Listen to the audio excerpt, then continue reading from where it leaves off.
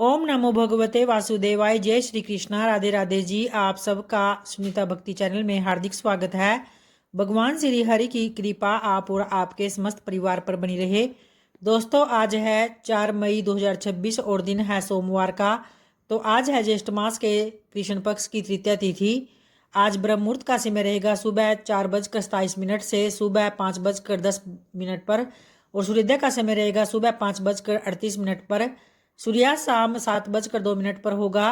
वहीं अभिजीत मुहूर्त का समय रहेगा सुबह 11:59 से दोपहर 12:48 पर, और राहु काल का समय रहेगा सुबह 7:30 से शाम को 9 बजे तक। और आइए अब भगवान श्री हरि तथा वीर बजरंगी हनुमान जी का ध्यान करते हुए आज की पावन कथा को प्रारंभ करते हैं। हनुमान जी ने कहा, हे माता, हृदय में धैर्य धारण करो और सेवकों को सुख देने वाले श्री रामचंद्र जी का स्मरण करो।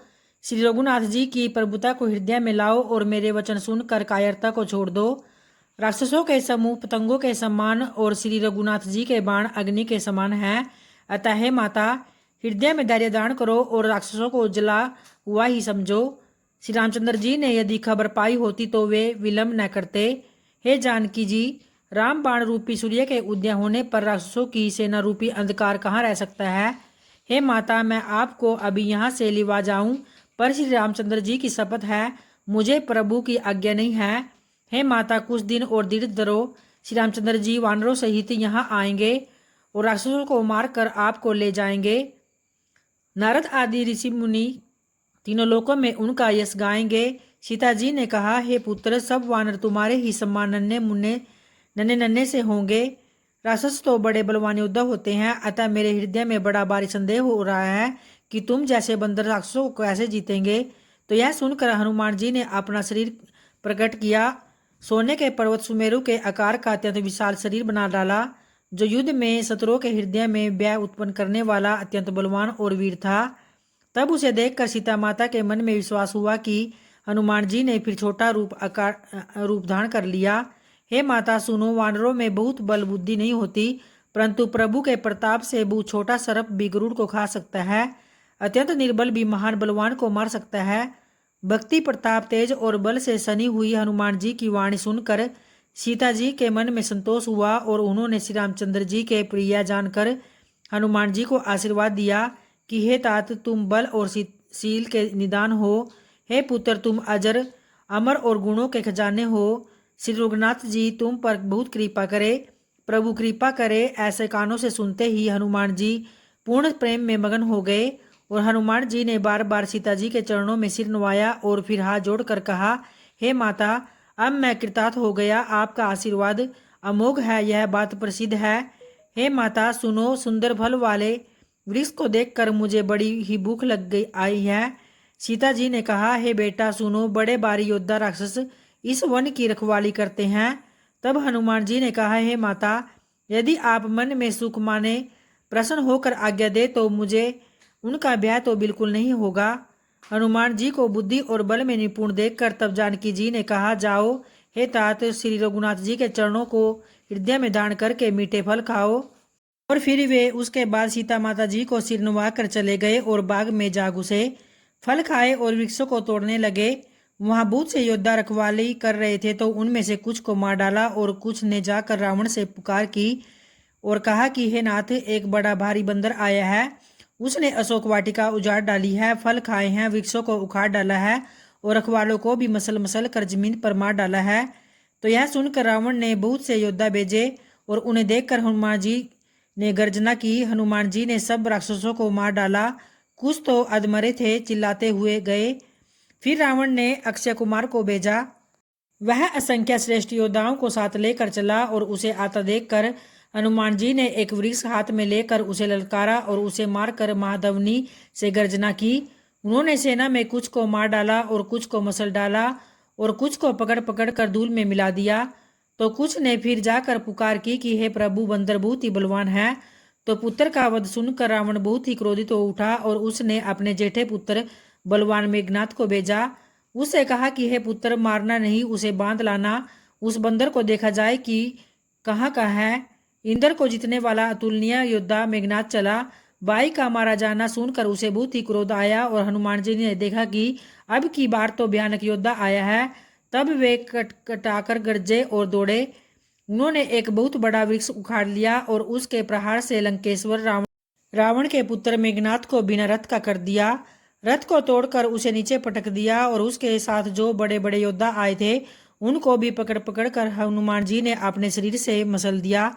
तो उन सब को मारकर फिर मेघनाथ से लड़ने लगे और लड़ते हुए वे ऐसे मालूम हो रहे थे मानो दो गजराज भिड़ गए हो। हनुमान जी उसे एक गूसा मारकर वृक्ष पर जा चढ़े।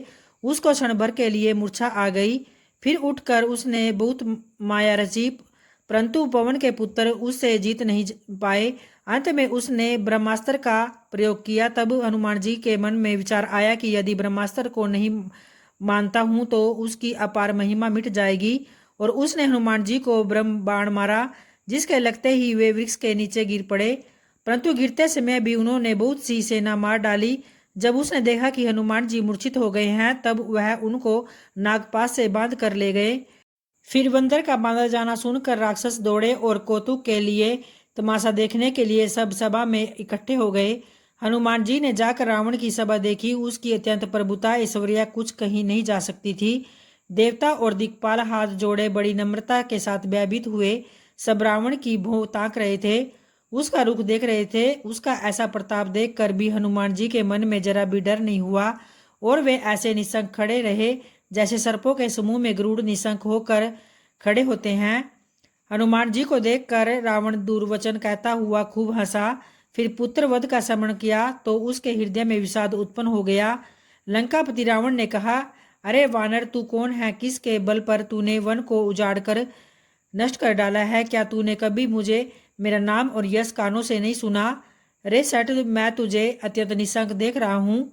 तूने किस अपराध से राक्षसों को मारा? रे मूर्ख, बता, क्या तुझे प्राण जाने का भय नहीं है?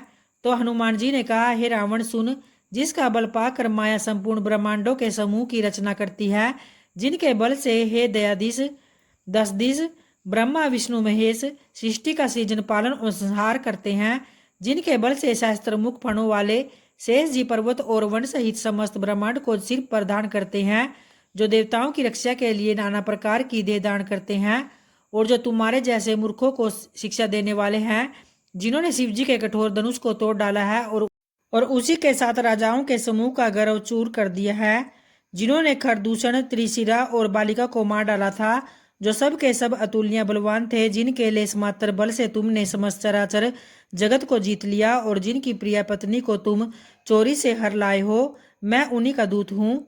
मैं तुम्हारी प्रभुता को खूब जानता हूँ। सहस्त्र बाहु से तुम्हारी लड़ाई हुई थी और बाली से युद्ध करके तुमने यश प्राप्त किया था।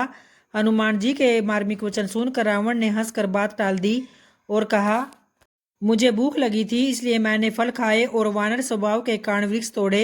हे निशाचरों के मालिक, देह सबको परम प्रिय है।